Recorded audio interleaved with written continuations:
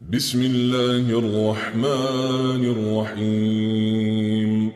والفجر وليال عشر والشفع والوتر والليل إذا يسر هل في ذلك قسم لذي حجر ألم تر كيف فعل ربك بعاد إرم ذات العماد التي لم يخلق مثلها في البلاد وثمود الذين جابوا الصخر بالواد وفرعون ذي الأوتاد الذين طغوا في البلاد فأكثروا فيها الفساد فصب عليهم ربك سوط عذاب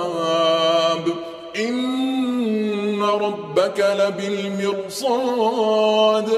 فأما الإنسان إذا ما ابتلاه ربه فأكرمه ونعمه فيقول ربي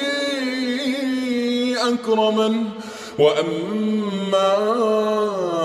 إذا ما ابتلاه فقدر عليه رزقه فيقول ربي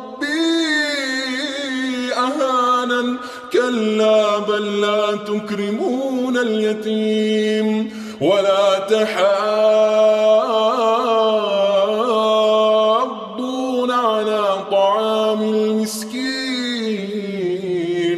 وتأكلون التراث أكلا لما وتحبون المال حبا جما كلا إذا دكت الأرض دكا دكا وجاء ربك والملك صفا صفا وجيء يومئذ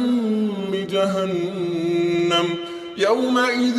يتذكر الإنسان وأنى له الذكرى يقول يا ليتني قدمت لحياتي فيومئذ لا يعذب عذابه أحد ولا يوثق وثاقه أحد يا أيتها النفس المطمئنة ارجعي إلى ربك راضية مرضية فادخلي في عبادي وادخلي جنتي.